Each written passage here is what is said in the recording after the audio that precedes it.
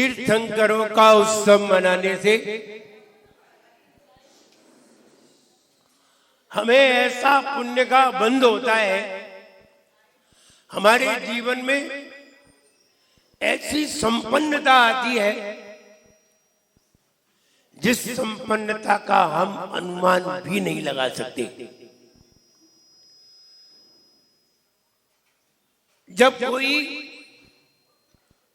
श्रेष्ठ विचारों में पहुंचता है तब कहीं किसी को तीर्थंकर प्रकृति का बंध होता है, श्रेष्ठ विचारों में पहुंचता है।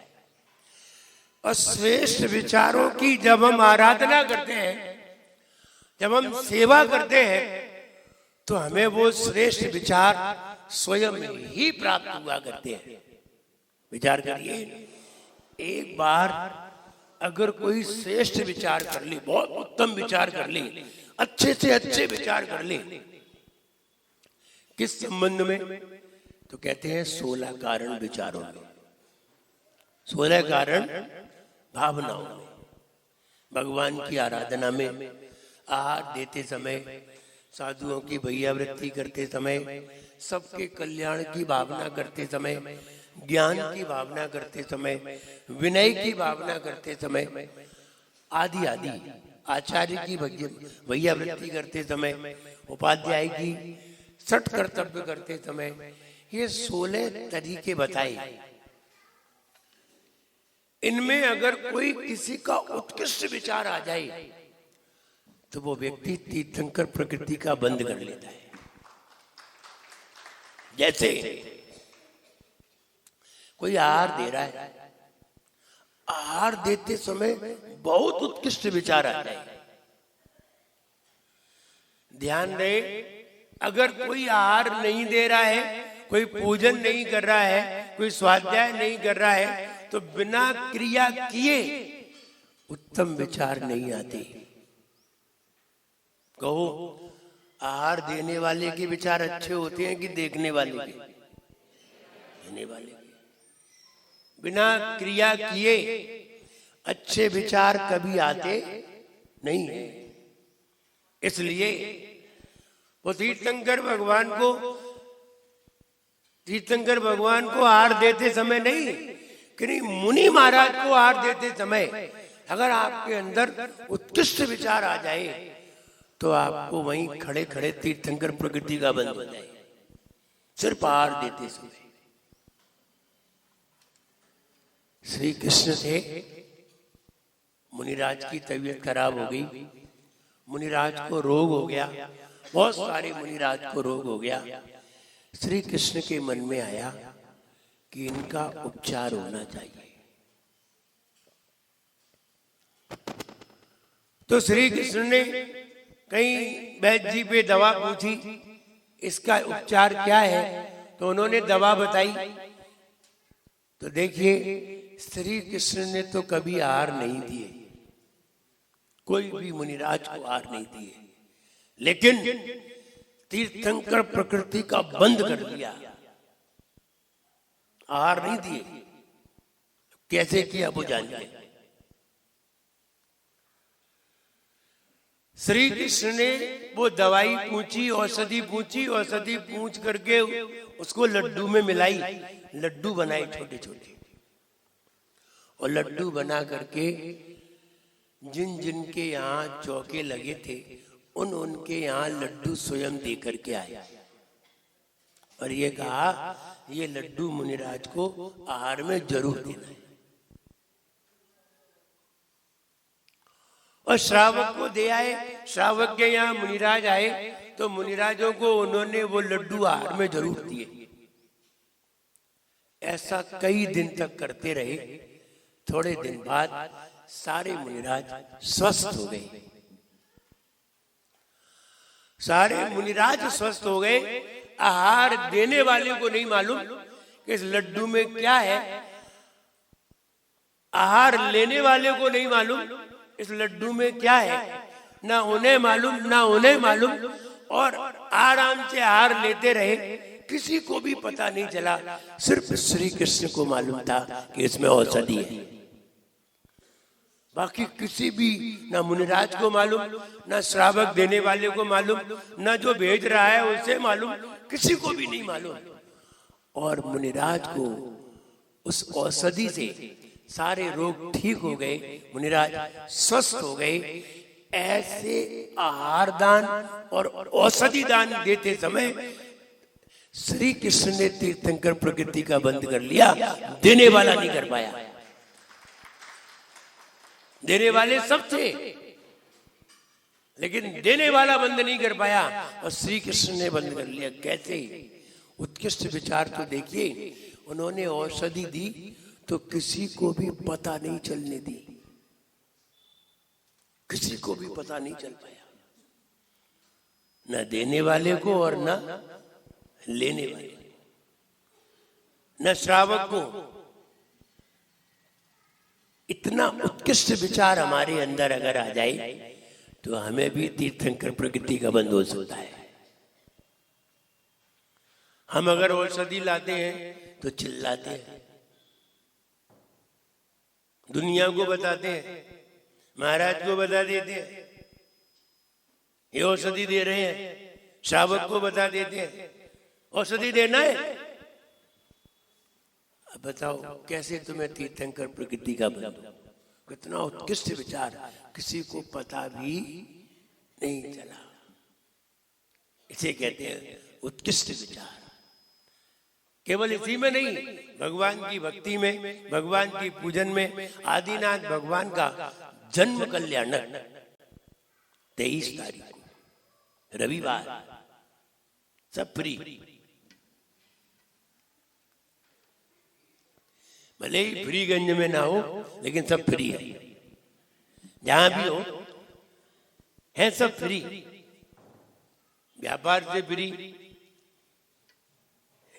विद्यालय से फ्री, सर्विस से फ्री, सबसे फ्री है। भगवान आदिनाथ की जयंती भी सही दिन आई कि बड़े ढंग से तो मना लो। सवेरे उठ करके भगवान का अभिषेक करिए, क्योंकि जन्माभिषेक है, जन्म कल्याणक मनाना है। जन्म कल्याणक पर क्या करते हैं? सौधर्म इंद्र भगवान को सुमेरु पर्वत पर ले जा करके सारे इंद्रों से अभिषेक कराता है, सारे देवों से अभिषेक कराता है, सबसे पहले खुद करता है। ऐसे ही भगवान का अभिषेक सवेरे उठ करके करिए। जुलूस के बाद अभिषेक होता है? कहाँ होता है? पांडाल में। विचार 6 जन करेंगे, ज्यादा नहीं करेंगे। सब करेंगे भाई, मंदिर में सब करेंगे कि वहां? फिर वहां सब लोग करते हैं, बहुत सारे लोग करते हैं कि 1-2-4 लोग? बहुत सारे लोग करते हैं। बहुत सारे लोगों को करना चाहिए। उस समय सबको बताना चाहिए कि धर्म का प्रवर्तन यहीं से हुआ और धर्म की पहली वाणी यहीं से गिरी। चाहे शब्द विद्या हो, चाहे अंक विद्या हो, यहीं से ओपनिंग हुई है। कैसे पता चलेगा? आदिनाथ जयंती को बहुत धूमधाम से मनाना चाहिए, क्योंकि अगर हमें ये बताना है, हमें सब लोगों को ये बताना है कि अभी तक तो लोग ये समझते हैं कि धर्म का प्रवर्तन तो भगवान महावीर से है, भगवान महावीर से जैन धर्म प्रारंभ हुआ है। नहीं, आदिनाथ भगवान से प्रारंभ हुआ है, ऋषभ देव से प्रारंभ हुआ है। ये अगर बताना है तो आदिनाथ भगवान को सबसे पहले आगे खड़ा करना पड़ेगा। जब मैं अलवर में था तो महावीर जयंती आई, 2019 की बात है। महावीर जयंती आई तो वहां के लोगों ने विचार किया। देखिए, लोगों का ही विचार है और लोगों के विचार में जैसा आ जाए बस वैसा ही होता है। वहां के व्यक्तियों में विचार आ गया कि महावीर जयंती तो हर बार मनाते हैं, हर बार जुलूस निकालते हैं, मना लेते हैं, अभिषेक कर लेते हैं, खत्म। लेकिन 19 में कोई दूसरा विचार आ गया। उनके मन में विचार आया कि लोग ये समझते हैं कि भगवान महावीर से जैन धर्म है, लेकिन हम ये कैसे बताएं कि आदिनाथ भगवान से जैन धर्म है, कैसे बताएं? उन्होंने योजना बनाई और ध्यान रहे ऐसी योजना बहुत कम लोग बना पाते हैं, बहुत कम। अब हम दोबारा देखेंगे तब हम कहेंगे हाँ ये वाली योजना इन्होंने बनाई है। अभी तक तो यही कहेंगे अलवर वालों ने बनाई है। वहां उन्होंने कहा अगर हम महावीर जयंती मनाएंगे और महावीर भगवान को निकालेंगे तो सारे लोग, सारी जगह यही समाचार जाएगा कि भगवान महावीर से जैन धर्म प्रारंभ हुआ। नहीं, हम आदिनाथ से निकालेंगे। और उन्होंने पहला रथ आदिनाथ का निकाला और अंतिम रथ भगवान महावीर का। उन्होंने ये संदेश दिया, 24 रथ निकाले उन्होंने, एक रथ नहीं, 24 रथ क्रम से।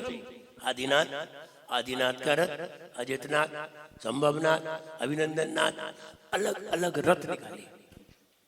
24 रथ मंगाए, 24 रथ अलग अलग जगह से मंगाए और 24 रथ मंगा करके उन्होंने लगभग 1 से 1.5 किलोमीटर का जुलूस बनाया और एक जगह हमें चौराहे पर बिठाया और कहा पहले आप 24 रथ देख लीजिए, 24 रथ देख लीजिए। और एक एक रथ निकलता हुआ आदिनाथ, अजितनाथ और आगे एक ग्रुप चलता और रथ निकलता। और रथ ऐसे नहीं ट्रैक्टर पे रख दिया, एक भी ट्रैक्टर नहीं था। ट्रैक्टर में तो झांकियां थी, रथ अलग थे। कहां से आए 24 रथ? सोने का रथ, चांदी का रथ और जाने कहां से उन्होंने रथ मंगाए और सारे रथ एकत्र करके 24 तरह के रथ हमने एक जगह देख लिए। 24 तरह के रथ एक जगह देख लिए।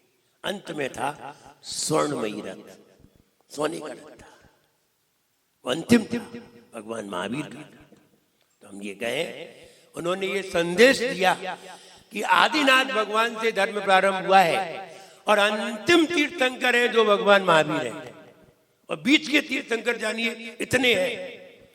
उस संदेश को उन्होंने पूरे विश्व में दिया। तो हम ये कहें ये उनकी सोच है, उनका चिंतन है, उनका विचार है और उन्होंने ऐसा विचार किया तो ऐसा करके भी दिखा दिया। हम भी इस तरह के विचार अपने दिमाग में रखें। आदिनाथ भगवान से कैसे बताएं? कहां बताओगे, कहां चिल्लाओगे कि आदिनाथ भगवान से जैन धर्म चला? उज्जैन में या पूरे विश्व में? हमें पूरे विश्व को बताना है और हम यहीं चिल्ला रहे हैं। तो पूरे विश्व को बताने का प्रयास करिए। और कैसे हम बताएंगे?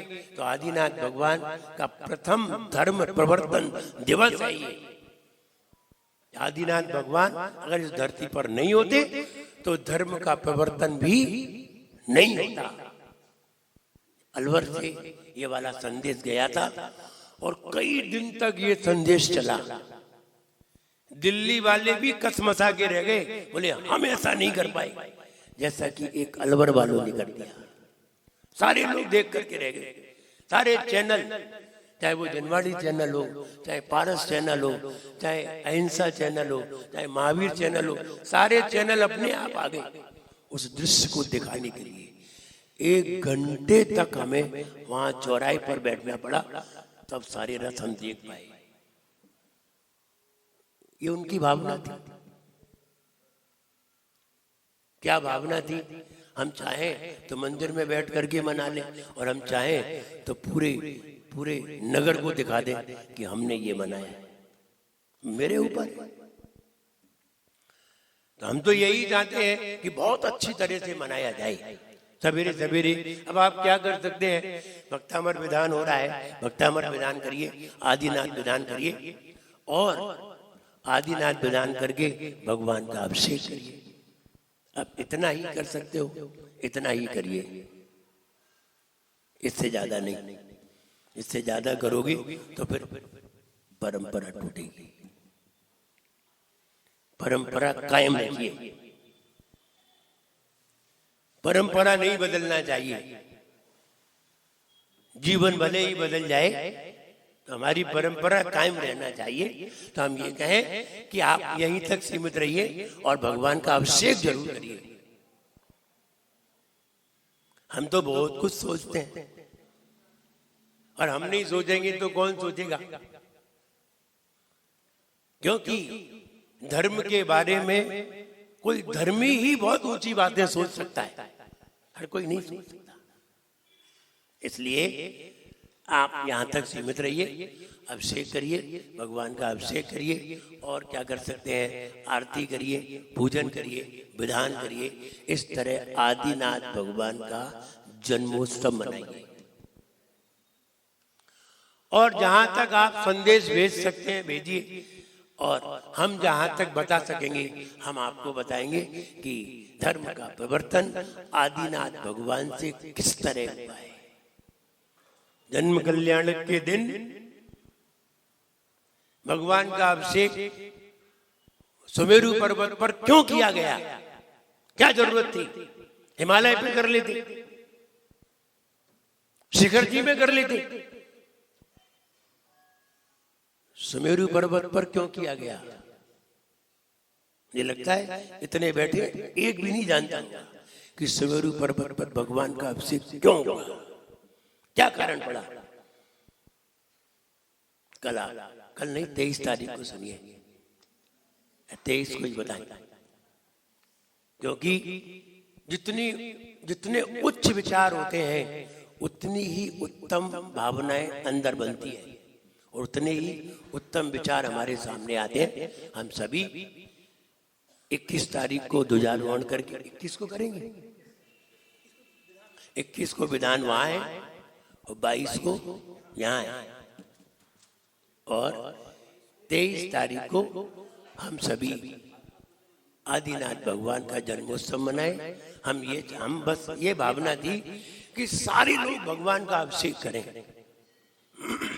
सुमेरु पर्वत बना करके। ये भगवान का जन्मोत्सव मना रहे हैं तो एक सुमेरु पर्वत बनाते, पांडुशिला बनाते, और पांडुशिला पर सारे लोग मिलकर के अभिषेक करते। लेकिन आपका आयोजन बाजार में है, आप मुझे लगता है ऐसा नहीं कर सकते। सारे लोग अभिषेक नहीं कर सकते। अरे वो 10-20 लोग होंगे, मुझे मालूम है 10-20 लोग होंगे। और हम चाहते थे पूरे लोग अभिषेक मिलकर के करें तो उसका आनंद ही अलग होता है।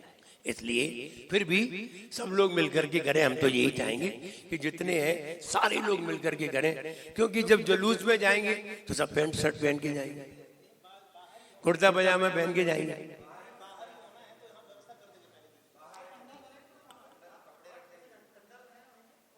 आप देख लेंगे। तो कहने का मतलब ये सारे लोग मिलकर के करें। यहाँ अगर 150, 200, 300 घर है तो हम तो ये कहें हर सदस्य को भगवान का अभिषेक करना चाहिए। हर सदस्य को, हर व्यक्ति को भगवान का अभिषेक करना चाहिए। जुलूस अलग है लेकिन अभिषेक सबको करना चाहिए। अगर वहां नहीं कर सको तो सवेरे उठ करके यहाँ, अगर मान लीजिए वहां नहीं कर सको तो सवेरे उठ करके यहाँ करो। इसलिए कह रहा हूं कि सब लोग भगवान का अभिषेक करें और जन्मोत्सव मनाएं। इस तरह से मनाएंगे तो निश्चित है हमारे जीवन में आदिनाथ भगवान के प्रति एक अलग श्रद्धा उमड़ेगी और हम उसको उस श्रद्धा से सम्यक दर्शन को प्राप्त करके ध्यान रहे। अभिषेक करते समय सम्यक दर्शन भी होता है। सौधर्मेंद्र को तो पहले से ही सम्यक दर्शन था। सौधर्मेंद्र को पहले से ही सम्यक दर्शन था। इंद्राणी को अभिषेक देख करके सम्यक दर्शन हो जाता है। इंद्राणी को देख करके भगवान का अभिषेक सम्यक दर्शन हो जाता है। तो हम ये कहें सौधर्मेंद्र की कल्पना की जाएगी कि नहीं की जाएगी? की जाएगी। तो सौधर्मेंद्र कोई बना लेना, सौधर्मेंद्र, जिससे कि वो प्रथम अभिषेक करे, पहला अभिषेक करे, भगवान को लेकर के जाए और प्रथम अभिषेक करे। ऐसा भी आप कर लेना, जिससे कि बहुत अच्छा उत्साह बने और सभी लोग अभिषेक करें। मेरा बस इतना ही कहना है। सबको मेरा खूब आशीर्वाद है, सब लोग खुश रहें, प्रसन्न रहें। जय बोलिए परम पूज्याचार्य गुरुवर श्री विराग नगर जी गुरुदेव की। बोले परम पूज्य चरणाचार्य भगवान गुरुवर श्री